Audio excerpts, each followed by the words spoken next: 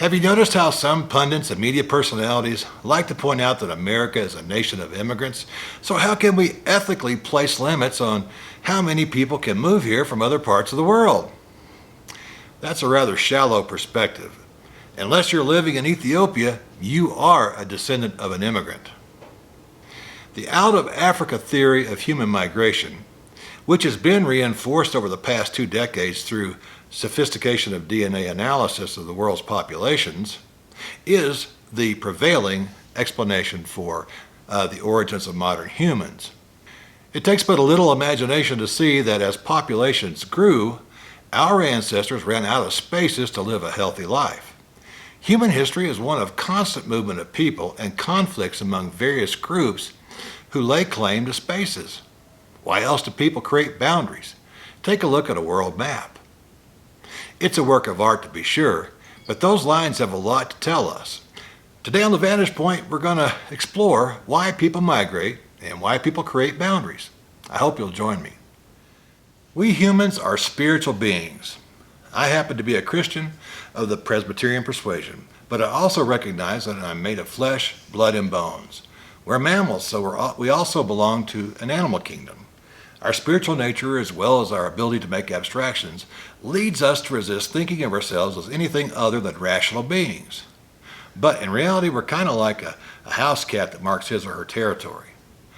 Dogs, too, are territorial.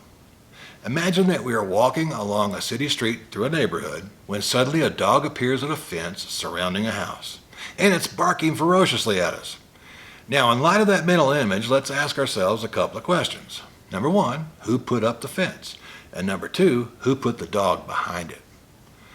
I think we're safe in assuming that the homeowners did both.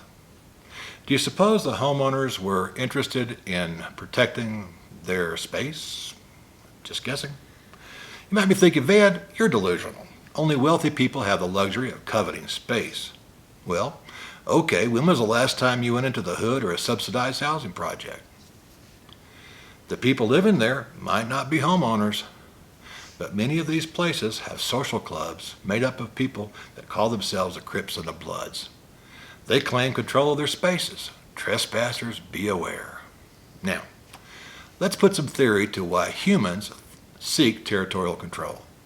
In 1978, Edward O. Wilson, a biodiversity expert at Harvard University, wrote a book titled On Human Nature.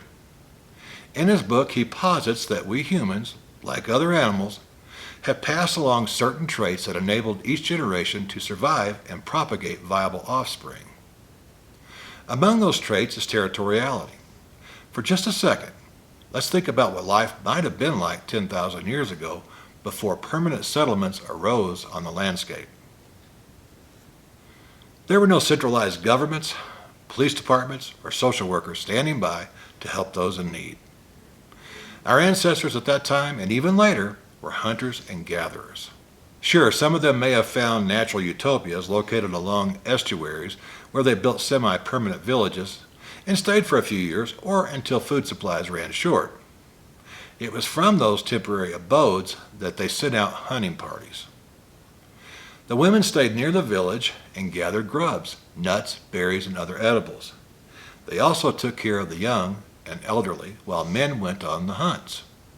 There was a strategic reason for this gender-based arrangement. Since there was no legal system with a police force to protect the innocent, men from rival villages would often kidnap any woman that they could seize. This practice took place all over the world. Another aspect of sociobiology can be seen in the desire to pass along one's genes.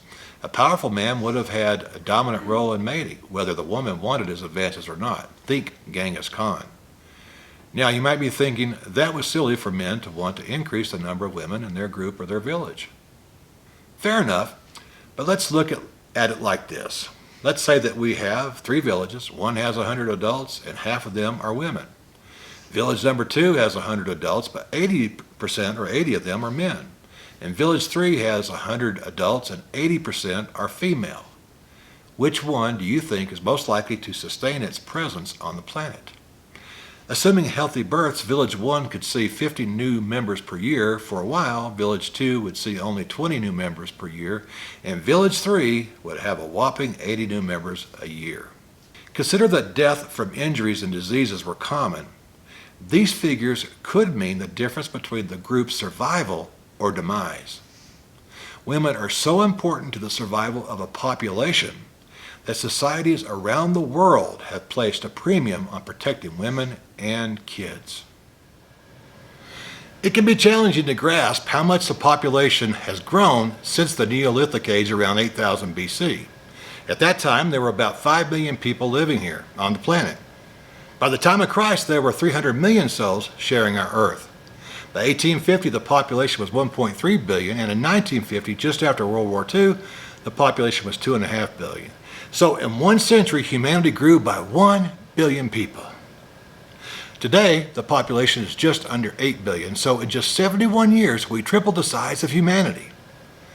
Population, though, is not evenly distributed around the world. There are cold, dry, hot, and high places where few people live. Most of the world's population lives in coastal areas along rivers and near lakes. About 60% of the world's population lives in Asia. Consider this question. If our ancestors originated in ancient Kush or Ethiopia, why does Africa have such a low population density in comparison to Asia, Europe, or even the American Rust Belt? The simple answer is we are all descendants of immigrants. Let's take a look at why people migrate. The factors that propel people to immigrate with an E from a place are called push factors, and the reasons why immigrants are lured to a place are called pull factors. In general, those factors fall into one or more of 4 categories: environmental, political, economic, and religious. The academic study of migration arguably began in 1889 with the publication of E.G. Ravenstein's 11 Laws of Migration. The use of the word laws to describe his model is kind of confusing because they weren't really laws in the sense of the laws of thermodynamics and Ohm's law. They were just generalized or theorized factors. However, the gravity model and a few others, which were derived from Ravenstein's assortment of theories, has sustained the test of time. For instance, in the gravity model, that is, the larger the city, the greater is its ability to draw people from much further distances. Modern cultural diversity is, in many respects, a product of this model. In talking about social structure of migration, some scholars use the term mobility. Social mobility is a sociological concept that sees people moving up or down the social ladder. Think of movement among lower, middle, and upper classes. Mobility transition is another way of referring to migration. An important person in the development of mobility transition theories was Wilbur Zielinski. Later on, Hugh Jones proposed a conflict perspective on mobility transition. You know, if we boil down mobility transition to its practical components, we see that when a population in a given area exceeds a local carrying capacity or employment sectors of the economy, members of the surplus population leave in search of other places where they can continue life as they know it. Residents of semi-permanent villages in 10,000 BC, well, they did the same thing. Here's the kicker. If we continue to permit large waves of people to move internationally, there will be no reason for their home countries to adapt to limited resources. With excess humans moving to other countries, why should they change? Immigration from high-growth regions of the world is, in fact, a pressure release mechanism for the immigrant's homeland. What I'm going to say now may seem cold and harsh, but if the present pattern of population growth in poor countries and migration to wealthier countries continues, the global population is not likely to reach a sustainable level anytime soon. Just a wee bit of thought suggests that resource use and environmental problems will likewise climb in severity as the fountain of humanity continues to produce new and hungry members of the human race.